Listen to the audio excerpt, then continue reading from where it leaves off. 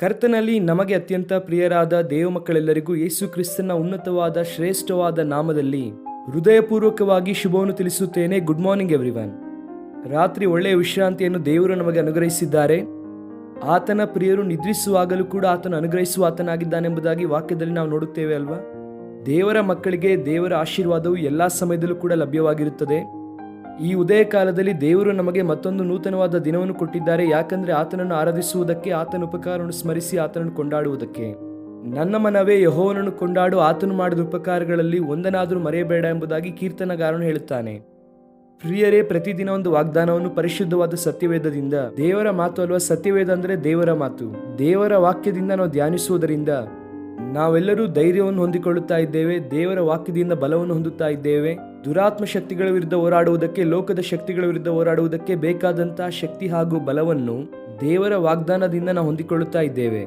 Christ worship centre ಅಲ್ಲಿ ಪ್ರತಿದಿನ ನಿಮಗೋಸ್ಕರ ಪ್ರಾರ್ಥನೆ ನಡೆಯುತ್ತಾ ಇದೆ. ದೇವರು ನಿಮ್ಮನ್ನು ಬಲಪಡಿಸಬೇಕೆಂದು, ಆತ್ಮಿಕವಾಗಿ ಸ್ಥಿರಪಡಿಸಬೇಕೆಂದು ನಿಮಗೋಸ್ಕರ ಯಾವಾಗಲೂ ಪ್ರಾರ್ಥಿಸುತ್ತಾ ಇದ್ದೇವೆ. ಈ ದಿನ ವಾಗ್ದಾನಕ್ಕಾಗಿ ಎದುರು ನೋಡುತ್ತಾ ಇದ್ದೀರಾ ಅಲ್ವಾ? ಬೈಬಲ್ ತೆಗೆಯೋಣ. ಕೀರ್ತನೆ 34ನೇ ಅಧ್ಯಾಯ 19ನೇ ವಾಕ್ಯವನ್ನು ಓದೋಣ. Psalm 34 and verse 19. ನೀತಿವಂತನಿಗೆ ಸಂಭವಿಸುವ ಕಷ್ಟಗಳು ಅನೇಕವಿದ್ದರೂ ಯೆಹೋವನು ಅವೆಲ್ಲವುಗಳಿಂದ ಅವನನ್ನು ಬಿಡಿಸುತ್ತಾನೆ. ದೇವರ ನಾಮಕ್ಕೆ ಸ್ತೋತ್ರ ಉಂಟಾಗಲಿ. ಹಾಲೆಲೂಯ. ಕಷ್ಟಗಳು ಎನ್ನುವಂತಹ ಕಡೆಯಲ್ಲಿ ಅಫ್ಲಿಕ್ಷನ್ ಎಂಬುದಾಗಿ ಇಂಗ್ಲಿಷಲ್ಲಿ ಉಪಯೋಗಿಸಿದ್ದಾರೆ. ನೀತಿವಂತನಿಗೆ ಕಷ್ಟಗಳು ಬರುತ್ತದೆ ಎಂಬುದಾಗಿ ಬೈಬಲ್ ಹೇಳುತ್ತದೆ. ಬರುತ್ತದೆ, ಕಷ್ಟಗಳು ಬರಬಹುದು, ಪ್ರತಿಕೂಲ ಪರಿಸ್ಥಿತಿ ಎದುರಾಗಬಹುದು. ಸತ್ಯವೇದದಲ್ಲಿ ನೀವು ಯಾವ ಭಕ್ತನನ್ನಾದರೂ ನೋಡಿರಿ, ನೋಹನಾಗಿರಬಹುದು, ದಾವೀದನಾಗಿರಲಿ, ದಾನಿಯೇಲನಾಗಿರಲಿ, ಯಾರೇ ಆಗಿರಲಿ, ಅವರು ಒಂದಾನೊಂದು ಸಂದರ್ಭದಲ್ಲಿ ಕಷ್ಟದ ಪರಿಸ್ಥಿತಿಯನ್ನು ಎದುರಿಸಿದವರೇ, ಇಕ್ಕಟ್ಟಾದ ಪರಿಸ್ಥಿತಿಯನ್ನು ಎದುರಿಸಿದವರೇ. ಅದು ಒಂದು ವೇಳೆ ಶಾರೀರಿಕ ಸಂಬಂಧವಾದ ಕಷ್ಟಗಳಾಗಿರಬಹುದು, ಮಾನಸಿಕ ಸಂಬಂಧವಾದ ಸವಾಲುಗಳಾಗಿರಬಹುದು, ಮನುಷ್ಯರಿಂದ ನಿಂದಿಸಲ್ಪಡುವಂತದ್ದಾಗಿರಬಹುದು, ಅವಮಾನಿಸಲ್ಪಡುವಂತದ್ದಾಗಿರಬಹುದು. ಯಾವುದು ಏನೇ ಆಗಿದ್ದರೂ ಕಷ್ಟ ಎನ್ನುವಂಥದ್ದು ಮನುಷ್ಯನಿಗೆ ಆಯಾ ಸಂದರ್ಭದಲ್ಲಿ ಬರುತ್ತದೆ. ನೀತಿವಂತನಿಗೂ ಕೂಡ ಆಪತ್ತುಗಳು ಬರುತ್ತದೆ. ಅಪೊಸ್ತಲನಾದ ಪೌಲನು ರಕ್ಷಣೆ ಹೊಂದಿದ ನಂತರ ದೇವರ ದರ್ಶನವನ್ನು ಹೊಂದಿ ದೇವರ ಸುವಾರ್ತೆಯಲ್ಲಿ ಮುಂದೆ ಸಾಗುತ್ತಾ ಇರುವಾಗ ಆತನು ಕೂಡ ಎಷ್ಟೋ ಕಷ್ಟಗಳನ್ನು ಸಂಧಿಸಿದ್ದೇನೆ ಎಂಬುದಾಗಿ ಅವರ ಅನುಭವವನ್ನು ಪತ್ರಿಕೆಯಲ್ಲಿ ಬರೆಯುತ್ತಾರೆ. ನೀವು ಗಮನದಿಂದ 2 ಕೊರಿಂಥದವರಿಗೆ ಬರೆದ ಪತ್ರಿಕೆ 11ನೇ ಅಧ್ಯಾಯ ಓದುವುದಾದರೆ ಆ ಶ್ರಮೆಯನ್ನು ಆ ಅಧ್ಯಾಯದಲ್ಲಿ ಬರೆಯುತ್ತಾ ಬರುತ್ತಾರೆ. ಆ ಪ್ರಯಾಣ ಮಾಡುವಾಗ ಕಷ್ಟವನ್ನು ಪಟ್ಟರು, ಸಮುದ್ರದಲ್ಲಿ ಪ್ರಯಾಣಿಸುವಾಗ ಕಷ್ಟವನ್ನು ಎದುರಿಸಿದರು, ಕಪಟ ಸಹೋದರರಿಂದ. ಆ ಲಿಸ್ಟು ಬಹಳ ಹೆಚ್ಚಾಗೇ ಇದೆ. ಕಷ್ಟಗಳು ಬಂತು. ಆದರೆ ಶುಭವಾರ್ತೆಯು ಏನೆಂದರೆ ಯೆಹೋವನು ಅವೆಲ್ಲವುಗಳಿಂದ ಅವರನ್ನು ಬಿಡಿಸುವನು. ಎಲ್ಲವನ್ನು ಎಂದು ಹೇಳಿದ್ದಾರೆ ಅಥವಾ ಸ್ವಲ್ಪದರಿಂದ ಎಂದು ಹೇಳಿದ್ದಾರೆ? ಸ್ವಲ್ಪ ಹಾಗೆ ಬಿಡುತ್ತೇನೆ, ಸ್ವಲ್ಪದರಿಂದ ಮಾತ್ರ ಬಿಡುಗಡೆ ಕೊಡುತ್ತೇನೆ ಎಂದು ದೇವರು ಯಾವತ್ತೂ ಹೇಳುವುದಿಲ್ಲ. ಎಲ್ಲವುಗಳಿಂದ ದೇವರು ಅವರಿಗೆ ಬಿಡುಗಡೆಯನ್ನು ಕೊಡುತ್ತಾರೆ. ಯಾಕೆ ಅಂದರೆ ಆ ಆಪತ್ತಿನ ಸಮಯದಲ್ಲಿ, ಆ ಕಷ್ಟದ ಕಾಲದಲ್ಲಿ, ಆ ಪ್ರತಿಕೂಲವಾದ ಸಮಯದಲ್ಲಿ ನೀನು ಇನ್ನೂ ಹೆಚ್ಚಾಗಿ ಬೆಳೆಯಬೇಕೆಂದು, ಸ್ಥಿರವಾಗಿ ಇರಬೇಕೆಂದು, ದೇವರಲ್ಲಿ ಬೆಳೆಯಬೇಕೆಂದು, ನಂಬಿಕೆಯಲ್ಲಿ ಬಲ ಹೊಂದಬೇಕೆಂದು.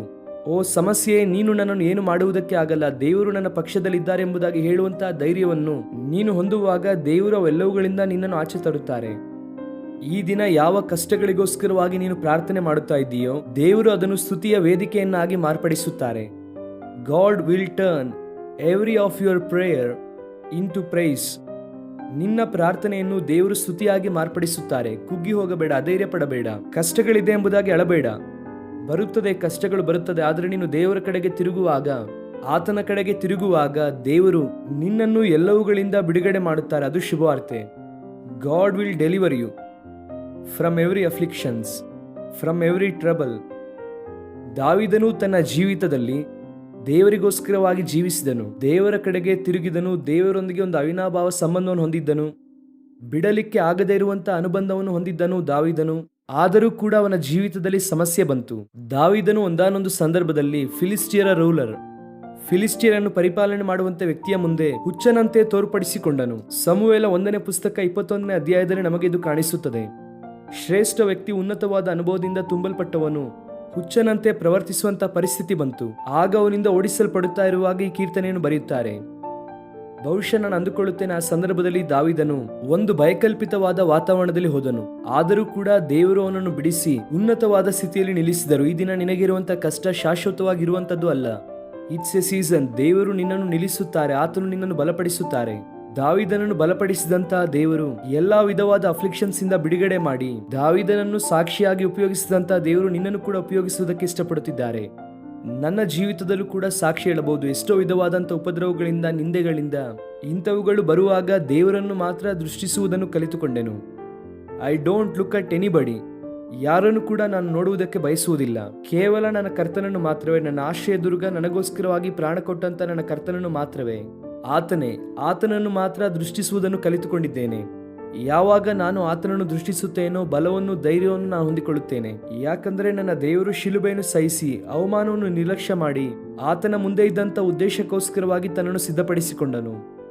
ನಮ್ಮ ಜೀವಿತದಲ್ಲೂ ಕೂಡ ಅಂತ ಅನುಭವವನ್ನು ಹೊಂದಿರೋಣ. ಕಷ್ಟಗಳು ಬಂದಿದೆ ಎಂದು ಕುಗ್ಗಿ ಹೋಗಬೇಡ, ಅವಮಾನ ಬಂದಿದೆ ಎಂದು ಬಾಧಿಸಲ್ಪಡಬೇಡ. ನಿನ್ನ ಬೆಲೆ ಯಾರೋ ಏನೋ ಮಾತನಾಡಿದ್ದಾರೆ ಎಂಬುದಾಗಿ ಯಾವತ್ತೂ ಕಡಿಮೆ ಆಗುವುದಿಲ್ಲ. ಕರ್ತನು ನಿನ್ನನ್ನು ಪ್ರೀತಿಸುತ್ತಾ ಇದ್ದಾರೆ. ನಿನ್ನನ್ನು ಅಮೂಲ್ಯ ಉಳ್ಳವಳಾಗಿ ಮಾರ್ಪಡಿಸಿದ್ದಾರೆ.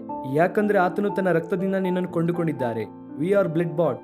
ಯೇಸು ಕ್ರಿಸ್ತನು ತನ್ನ ಬೆಲೆಯುಳ್ಳ, ನಿಷ್ಕಳಂಕವಾದ, ಪರಿಶುದ್ಧವಾದ ರಕ್ತದಿಂದ ನಿನ್ನನ್ನು ಕೊಂಡುಕೊಂಡಿದ್ದಾರೆ. ಯಾರು ಹೇಳಿದ್ದು ನೀನು ಕೀಳಾದವಳು ಎಂಬುದಾಗಿ? ಯೇಸು ಕ್ರಿಸ್ತನು ತನ್ನ ರಕ್ತವನ್ನು ಕೊಟ್ಟು ನಿನ್ನನ್ನು ಕೊಂಡುಕೊಂಡಿದ್ದಾರೆ. ತನ್ನ ಪ್ರಾಣವನ್ನು ಕೊಟ್ಟು, ಕ್ರಯ ಕೊಟ್ಟು ನಿನ್ನನ್ನು ಕೊಂಡುಕೊಂಡಿದ್ದೇನೆ ಎಂಬುದಾಗಿ ಯೆಶಾಯ ಹೇಳುತ್ತಿದ್ದಾರೆ. ಯಾರೋ ಹೇಳಿದಂತ ಮಾತಿಗೆ ಯಾಕಮ್ಮ ಬಾಧೆ ಪಡುತ್ತೀಯ? ಕರ್ತನು ನಿನ್ನೊಂದಿಗೆ ಮಾತನಾಡುತ್ತಾ ಇದ್ದಾರೆ. ಪ್ರಿಯ ಸಹೋದರಿ, ಪ್ರಿಯ ಸಹೋದರ, ಧೈರ್ಯ ಹೊಂದಿಕೋ. ದೇವರಿಗೋಸ್ಕರವಾಗಿ ನಿಲ್ಲು. ಆತನು ನಿನ್ನನ್ನು ಎಲ್ಲಾ ಕಷ್ಟಗಳಿಂದ ಬಿಡುಗಡೆ ಮಾಡಿ ನೂತನವಾದ ಅಭಿಷೇಕವನ್ನು, ನೂತನವಾದ ಶಕ್ತಿಯನ್ನು ನಿನಗೆ ದಯಪಾಲಿಸುತ್ತಾರೆ. ಕಣ್ಣು ಮುಚ್ಚಿರಿ, ಪ್ರಾರ್ಥನೆ ಮಾಡೋಣ. ಪ್ರೀತಿಯುಳ್ಳ ತಂದೆ, ಕಷ್ಟಗಳು ಬರಬಹುದು, ಆದರೆ ಅವೆಲ್ಲವುಗಳಿಂದ ನೀವು ನಮ್ಮನ್ನು ಬಿಡುಗಡೆ ಮಾಡುವಂತಹ ದೇವರಾಗಿದ್ರೆ ಅದಕ್ಕಾಗಿ ಸ್ತೋತ್ರ. ಈ ದಿನ ನಮ್ಮ ಪ್ರಿಯರು ಯಾರ್ಯಾರು ಈ ವಾಗ್ದಾನ ಸಂದೇಶವನ್ನು ಕೇಳುತ್ತಾ ಇದ್ದಾರೋ ಅವರೆಲ್ಲರನ್ನು ಮುಟ್ಟಿ ಬಲಪಡಿಸಿ, ಧೈರ್ಯಪಡಿಸಿರಿ ಅಪ್ಪ. ಸಂಪೂರ್ಣವಾದ ನಿನ್ನ ಕೃಪೆಯಿಂದ ಪ್ರತಿಯೊಬ್ಬರು ಸ್ಥಿರವಾಗಿರುವುದಕ್ಕೆ ಸಹಾಯ ಮಾಡಿ. ನೀವು ಒಳ್ಳೆಯ ದೇವರಾಗಿರುವುದಕ್ಕಾಗಿ ನಿಮಗೆ ಸ್ತೋತ್ರ. ಯಾರು ಅನಾರೋಗ್ಯದಲ್ಲಿದ್ದಾರೋ ಅವರಿಗೆ ಸ್ವಸ್ಥತೆ ನೀಡಿರಿ. ವೇದನೆಯಲ್ಲಿರುವವರನ್ನು ಬಲಪಡಿಸಿರಿ. ಸ್ತುತಿ ಘನ ನಿಮಗೆ ಸಲ್ಲಿಸುತ್ತಾ ಯೇಸು ಕ್ರಿಸ್ತನ ನಾಮದಲ್ಲಿ ಬೇಡಿ ಹೊಂದಿಕೊಳ್ಳುತ್ತೇವೆ ನಮ್ಮ ತಂದೆಯೇ. Amen. God bless you, dear friends. Have a wonderful and blessed day.